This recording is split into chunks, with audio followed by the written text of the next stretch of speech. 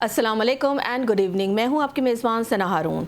नाज़रीन, एक तरफ हुकूमत कह रही है कि बजट में आवाम को रिलीफ मिलेगा, दूसरी तरफ आदाद शुमार बता रहे हैं कि तिजारती खसारा बढ़कर तकरीबन 35 अरब डॉलर तक पहुंच चुका है। सवाल यह है कि जब मईशत पर दबाव बढ़ रहा है तो रिलीफ आएगा कहाँ से, और अगर रिलीफ आएगा तो किसको मिलेगा, आवाम को, कारोबारी तबके को, या सिर्फ आदाद शुमार को।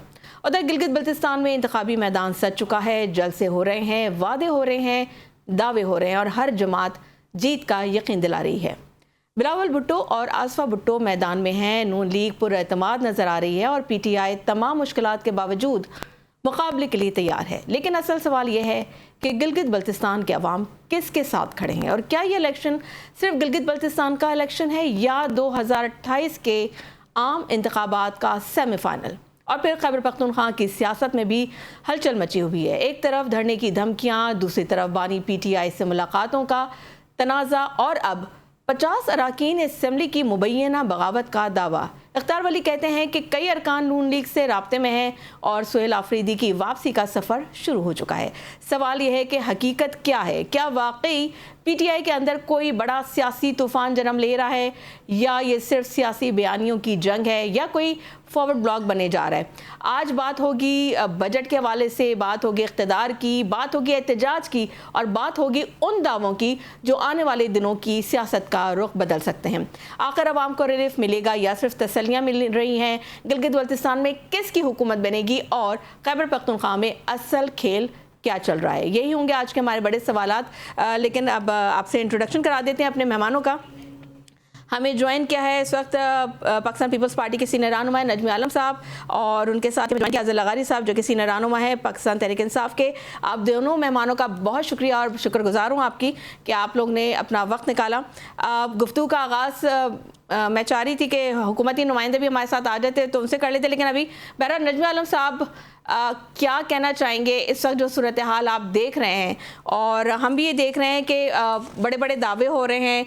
आज बजट पर तहफ़्फ़ुज़ात का इज़हार भी कर रही है पीपल्स पार्टी, और उसके साथ ही हुकूमत का हिस्सा भी हैं आप लोग। अगर वाकई आवाम को रिलीफ मिलेगा तो आप क्या समझते हैं कि वो तरजीह क्या होगी बजट में? वो कौन सी बुनियादी शराइत हैं जिनके बगैर आप लोग कह रहे हैं कि जी हम जो है ये बजट पास नहीं होने देंगे या हम मुतमईन नहीं होंगे? तो ज़रा उसका आप बता सकेंगे क्या कौन से ऐसे तहफ़्फ़ुज़ात हैं आपके जो हुकूमत जो है अभी तक वो दूर नहीं कर पाई है? नहीं, देखिए अभी तो जब बजट आएगा तो बस, लेकिन अभी हमारी मीटिंग्स हो रही है। आपको बजट में आम आदमी के लिए लाइफ गुजारना बहुत मुश्किल हो गया है। हम जानते हैं कि हालात खराब हैं, ईरान और अमेरिकन जंग की वजह से बहुत इकोनॉमी पर असर पड़ा है हमारी, पेट्रोल और वो हमारी दस्तरस से निकल गया है। लेकिन हम भी ये कह रहे हैं कि ठीक है, तो किसी ऐसी जगह पे हम कट करें, कोई ऐसा करें कि लोगों को कम से कम लोड आए सारे इसका ना, ये जरूरी है। अगर हमने इसको आवाम के ध्यान में रख के आप बजट बनाए ना कि भाई आम आदमी जो इस मुल्क का 70-80% है, से भी ज्यादा है, उसकी लाइफ को ध्यान में रखें कि उसकी लाइफ मुश्किल ना हो। ये हमारा सिंपल पॉइंट है कि भाई आपको उस पर करना है कि आम आदमी के ऊपर कम से कम बोझ। ठीक है, इकोनॉमिक प्रॉब्लम्स हैं, इसमें कोई डिनाई नहीं कर सकता, लेकिन ऐसे ही वक्त पे आपको पता चलता है कि आपके हुक्मरान कितने दानिशमंद हैं कि वो अपने आवाम के लिए रिलीफ कहीं से निकालें। ये हमारा पॉइंट है, और तो हमने कोई और उनसे नहीं मांगी। तलबा शामिल ना हुए तो क्या आपकी पार्टी, आपकी जमात से बयानात तक महदूद रहेंगी या कोई अमली मौक़िफ़ भी आप लोगों की जानिब से इख्तियार किया जाएगा? करेंगे। देखिए, हम संजीदा जमात हैं, हम सिर्फ सियासत करने के लिए बड़े के नहीं मारते, लेकिन हम जहां पर तक हो सकेगा हम इस बजट में आवाम को रिलीफ दिलाने की कोशिश करेंगे।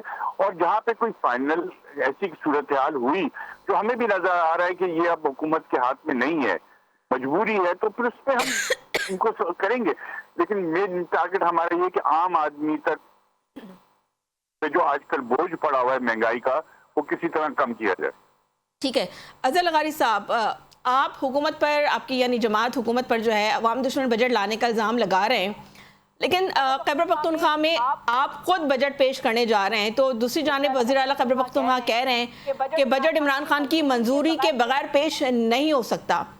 تو عوام کو کیسے یقین دلائیں گے آپ لوگ کہ آپ کا جو بجٹ ہے وہ حکومت کے بجٹ سے مختلف ہوگا، اور یہ کہ جو صوبائی فیصلے ہیں وہ آئینی ادارے کر رہے ہیں تو صرف ایک شخصیت تو نہیں کر رہی ہے نا؟ تو پھر آپ لوگ، اور اگر میں غلط نہیں ہوں تو سر آپ ہی کی جماعت تھی نا جب نواز شریف کی حکومت تھی اور نون لیگ کی حکومت تھی، تو ثاقب نثار صاحب کے پاس چلے گئے تھے اور پھر آپ ہی لوگ نے کہا تھا کہ جی جو ایک قیدی ہے، جو ایک شخص ہے جو کہ جیل میں ہے، وہ کوئی آئینی فیصلے نہیں کر سکتا. تو پھر آج آپ لوگ کیسے مشروط کر رہے ہیں کہ جی جب تک کہ بانی پی ٹی آئی سے ملاقات نہیں ہوگی تو آپ لوگ بجٹ جو ہے وہ پاس بھی نہیں ہونے دیں گے اور پیش بھی نہیں کریں گے؟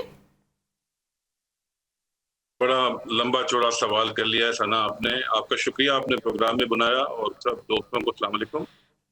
دیکھیں، نواز شریف صاحب کا جو معاملہ ہے وہ انٹائرلی ڈفرنٹ ہے. انہوں نے سینٹ کے ٹکٹس پر دستخط کر دیے تھے. وہ اس وجہ سے ان کے ساتھ مسئلہ ہوا تھا کیونکہ وہ کنوکٹڈ تھے اس ٹائم پہ. خیر پاکستان میں کبھی کوئی کنوکٹڈ ہوتا ہے، کبھی کوئی فری ہوتا ہے، کبھی ایئرپورٹ پہ جا کے ان سے وہ بایو میٹرکس بھی لے لیے جاتے ہیں، کبھی ملک میں آنے نہیں دیا جاتا، کبھی جیل سے باہر نہیں نکلنے دیا جاتا. یہ بڑی مثالیں ہیں چھوٹے سے سیاسی ورکر کے ہوتے ہوئے سے لے کر وزیر اعظم تک، اور جو سابق صدر ہیں ان کے ساتھ بھی یہ ہو چکا ہے. تو نواز شریف صاحب کا معاملہ جو ہے وہ تھوڑا سا ڈفرنٹ ہے. یہاں پہ کوئی عمران خان صاحب کے ساتھ کوئی سگنیچر نہیں دے لیں. وہ ظاہر عوام نے جو ووٹ دیا ہے وہ ان کی ویژن کے حساب سے، ان کا نظریہ ہے، جو بھی عوام ان کے ساتھ ہے تو وہ انہوں نے اس وجہ سے ووٹ دیا ہے پی ٹی آئی کو. ورنہ پی ٹی آئی میں کوئی سہیل آفریدی صاحب ہوں یا گوہر صاحب ہوں یا سلمان اکرم راجہ صاحب ہوں، کوئی بھی ہو، ان کا کوئی ذاتی ووٹ نہیں ہے. وہ سارا ووٹ جو ہے وہ عمران خان کا شخصی ووٹ ہے. اس میں کوئی شک نہیں ہے، دو رائے نہیں ہے. اور اس میں بھی کوئی دو رائے نہیں ہے کہ عمران خان صاحب جو ہے ملک کے سب سے مقبول ترین لیڈر آج بھی ہیں، اور سب سے بڑی جماعت اگر آپ دیکھ لیں سیاسی جماعت تو وہ پاکستان تحریک انصاف ہے. اور دوسری بات یہ کہ جہاں سے ان کی ملاقات کا تعلق ہے، ان سے ملاقات کیوں نہیں ہو رہی؟ جب اسلام آباد ہائی کورٹ کے لارجر بینچ کا فیصلہ موجود ہے، وہ امپلیمنٹ کورٹ خود بھی نہیں کرا رہی. اس کے لیے ہم سپریم کورٹ میں جا رہے ہیں. سپریم کورٹ میں سلمان اکرم راجہ صاحب نے کہا تھا، ملاقات کی تھی جسٹس یحییٰ آفریدی صاحب سے. انہوں نے کہا تھا ان کو کہ عید کے بعد آپ کی فکسیشن ہو جائے گی. ساری چیزوں میں کنٹمپٹ کے وہ سارے کیسز ہیں.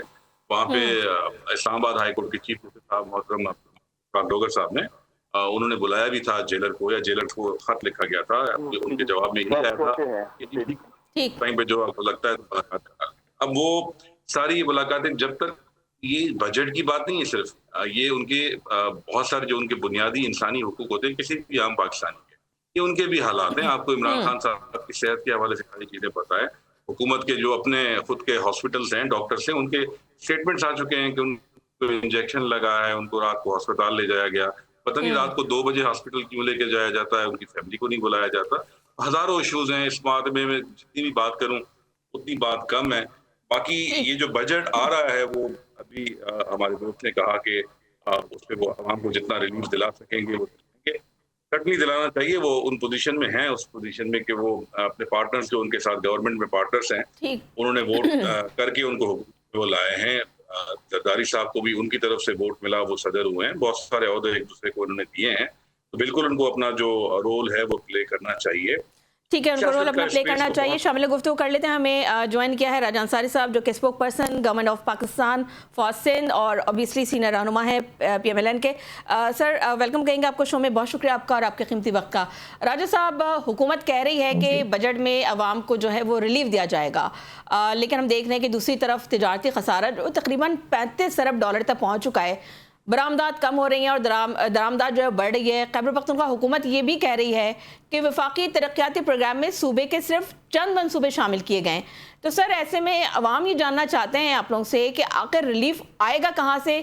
کیا یہ بجٹ واقعی عوام دوست ہوگا، جو کہ ہم اپنے بچپن سے سنتے آ رہے ہیں اصطلاح کہ عوام دوست بجٹ؟ تو کیا واقعی عوام دوست بجٹ ہوگا، یا پھر اعداد و شمار اور دعووں کا ایک اور پیکج جو ہے وہ آپ لوگ دینے جا رہے ہیں؟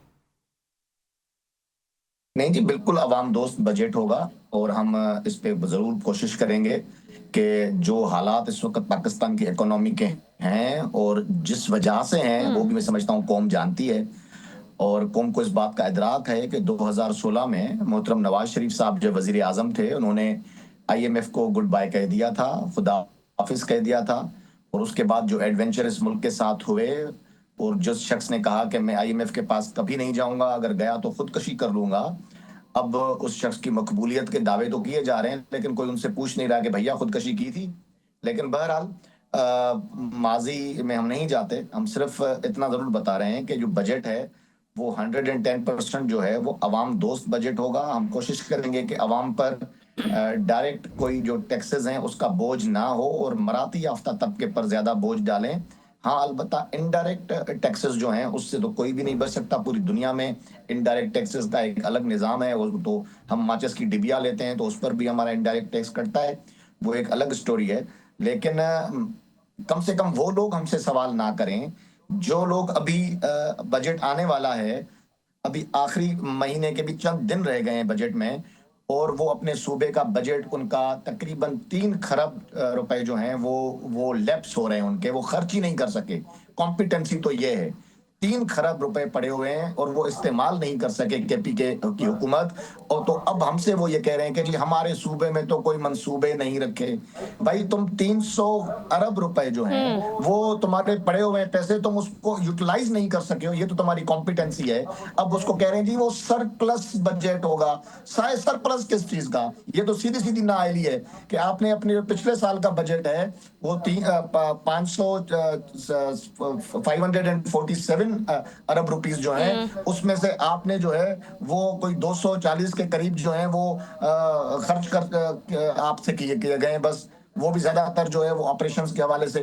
باقی 300 خرب آپ کے شہروں میں لوگ گٹر کی نالی جو ہے وہ ٹھیک کرانے کے لیے وہ فنڈز ان کو درکار ہیں، اسکولوں کو فنڈز درکار ہیں، ہاسپٹلز کو فنڈز درکار ہیں، غریب عوام کو اپنی چھوٹی چھوٹی ضروریات پوری کرنے کے لیے فنڈز درکار ہیں. لیکن یہ 300 خرب روپے دبا کے بیٹھے ہوئے کیونکہ ان کے پاس اہلیت ہی نہیں ہے کہ اس کو یوٹیلائز کر سکیں. تو اب وہ کس منہ سے ہم سے جو ہے وہ ڈیمانڈ کر رہے ہیں کہ جب خود اپنی نااہلی چیخ چیخ کے بول رہی ہے. اور یہ اعداد و شمار خود کے پی کے گورنمنٹ نے خود جاری کیے ہیں اپنے ابھی ریسنٹلی کہ جی ہمارے پاس اتنے پیسے پڑے ہوئے تو خرچ کرتے ہیں. اچھا لیکن راجہ صاحب عوام کا سب سے بڑا خوف جو ہے، کیونکہ آپ بڑی ایک زبردست بات بتانا، آپ کہہ رہے ہیں 110% جو ہے وہ عوام دوست بجٹ ہوگا، لیکن عوام کا جو سب سے بڑا خوف ہے نا وہ یہ ہے کہ بجٹ آتے ہی بجلی، گیس، پیٹرول اور جو روزمرہ کی جو اشیاء ہیں وہ مزید مہنگی ہو جاتی ہیں. اور ایسا ماضی میں ہم نے دیکھا بھی ہے. قرضوں کی جو ادائیگیاں ہیں، آئی ایم ایف کی جو شرائط ہے اور بڑھتا ہوا جو مالی دباؤ ہے سر وہ سامنے ہے. تو کیا آپ آج قوم کو واضح یقین دہانی دے سکتے ہیں کہ بجٹ کے بعد عوام پر مزید بوجھ نہیں پڑے گا؟ صرف یقین دہانی لفاظی نہیں ہوگی، میں دلیل دے کر بات کرنے کا عادی ہوں. ابھی ریسنٹلی ہم نے بجلی سستی کی، بجلی سستی ہوئی، محترم وزیر اعظم نے پورا ایک اعلان کیا، سب پوری قوم کے سامنے بجلی سستی کی. اس کے بعد ابھی ریسنٹلی پہلے 1-2 ہفتہ پہلے جو ہے وہ 6 روپے کم کیے، ابھی 22 روپے ڈیزل اور پیٹرول پہ پھر کم کیے. آج بھی اگر پاکستانی روپے میں کنورٹ کیا جائے 1000 روپے سے بھی اوپر ہے لیٹر پیٹرول کا امریکہ میں. لیکن ہمارے پاس جو ہے وہ آج بھی اس رینج پہ نہیں پہنچا. تو عوام دیکھ رہی ہے کہ بجلی ہم نے بتدریج سستی کی، پیٹرول کی قیمتوں میں ہم کمی بتدریج لا رہے ہیں. یہ عوام نہیں کہہ رہی ہے، یا خوف عوام کو نہیں ہے، خوف ہے ان سوڈو انٹلیکچوئلز کو، خود ساختہ ماہر معاشیات کو، جن کا کوئی تعلق ہی نہیں ہے. بھائی آپ ڈاکٹر ہو لیکن آپ ماہر معاشیات بن کے بولو گے میں تو سچ بولوں گا، آپ کو ٹکے کا پتہ نہیں ہے. آپ چیٹ جی پی ٹی کر کے، گوگل کر کے پرانے ڈیٹاز ادھر ادھر سے کوئی ویریفیکیشن نہیں، آ کے عوام کے سامنے آپ بولنا شروع کر دیتے ہیں، طوطے کی طرح ٹائیں ٹائیں کرتے ہیں.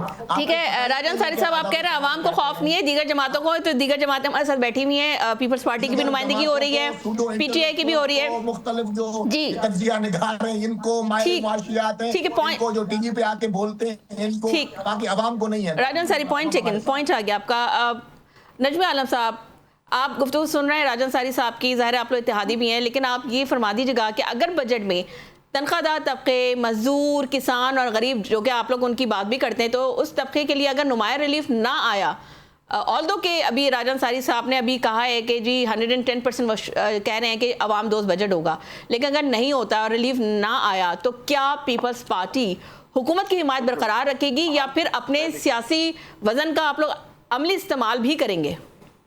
دیکھیں، پیپلز پارٹی سمجھتی ہے کہ اس وقت ورلڈ کے بیس پہ پوری دنیا میں اس کا اثر پاکستان کو الگ تو نہیں ہے، تو اس میں کیا صورتحال ہے، اور ہم کوئی ایسی بات بھی نہیں کریں گے جو ہمیں پتا ہے کہ یہ حکومت کے بس میں نہیں ہے. مثلاً ہم کوئی ایسی بات نہیں کریں گے کہ جو حکومت کے بس میں نہیں ہے. ہمیں پتہ ہے حالات، ہم حکومت کو یہ سمجھانے کی کوشش کر رہے ہیں اور یہ کرتے رہیں گے کہ بھائی آپ بالکل کریں اگر آپ کو جہاں ہے، لیکن اپنی سمت یہ بنائیں کہ ہمارا جو اکنامی کا حال سب کو پتا ہے کہ جو اس سے ٹارگٹ یہ کریں کہ ہمیں عام آدمی کو کیسے ریلیف دینا ہے. مہنگائی ہو رہی ہے، حکومت کے کنٹرول میں نہیں ہے اس وقت جو حالات ہیں، لیکن ہمیں ذمہ داری کا وجہ صرف سیاست نہیں کرنی ہے، سیاست ہی خالی نہیں کرنی ہے کہ ہم سب سے آسان کام ہے سیاست میں کسی کو برا بلا کہنا، کو جی یہ کریے ہم یہ کر دیتے ہم یہ کر دیتے. میرے بھائی انصاف میں کہوں گا آپ 110% نہ کہیں.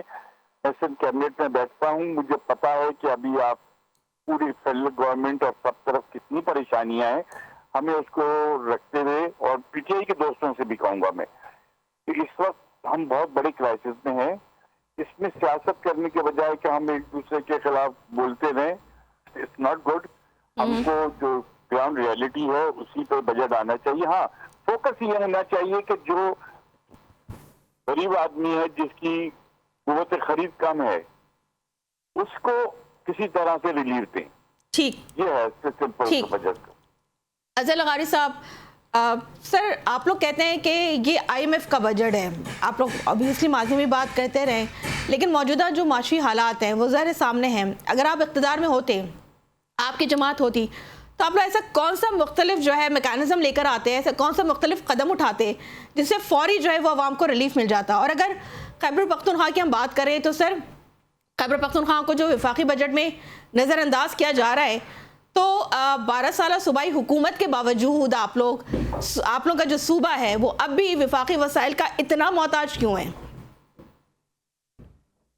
اچھا، آپ کا سوال، ایک سوال بتائیں نا، آپ کا کیا سوال ہے وہ میں آپ کو جواب دیتا ہوں. آپ اگر بجٹ کی بات کر رہی ہیں، دیکھیں یہ بجٹ 5واں بجٹ ہے اس کولیشن کا، اور 5 بجٹ کسی کو لگاتار پیش کرنے کا موقع شاذ و نادر ہی پاکستان کی کسی ہسٹری میں سویلین گورنمنٹ کو رہا ہے.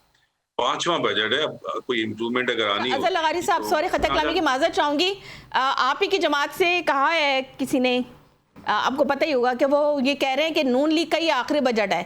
یہ ان کی خواہش ہے یا یہ خبر دے رہے ہیں وہ؟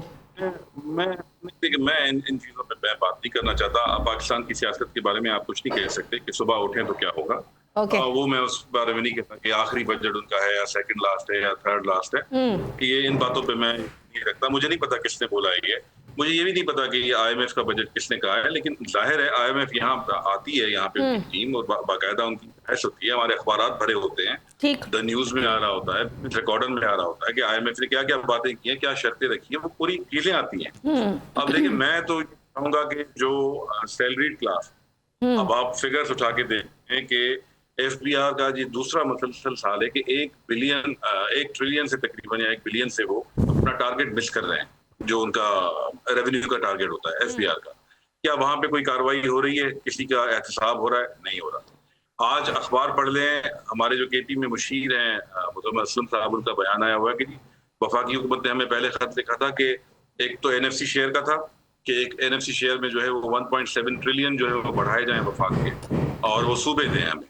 اور اس کے بعد پھر انہوں نے کہا کہ 35 ارب، پہلے لکھا تھا کہ 35 ارب کسی مد میں ان کو چاہیے تھے، اب وہ بڑھا کے اس سیکشن میں 65 ارب کر دیا. انہوں نے مینشن نہیں کیا کہ کس چیز ہے، لیکن وہ کہہ رہا یہ آفیشیل ساری خط و کتابت ہے گورنمنٹ کے ساتھ، وفاقی حکومت کے ساتھ.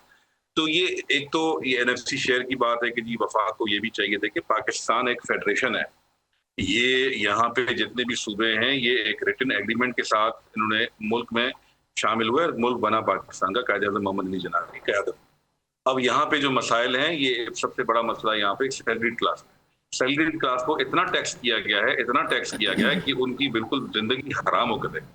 جتنی ان کی تنخواہ بڑھتی ہے وہ دوسرے سلیب میں آتے ہیں، اور وہ سلیب اتنا ان کا گندھا ہوتا ہے کہ ان کی جو انکریمنٹ لگی ہوتی ہے وہی اس میں چلی جاتی ہے.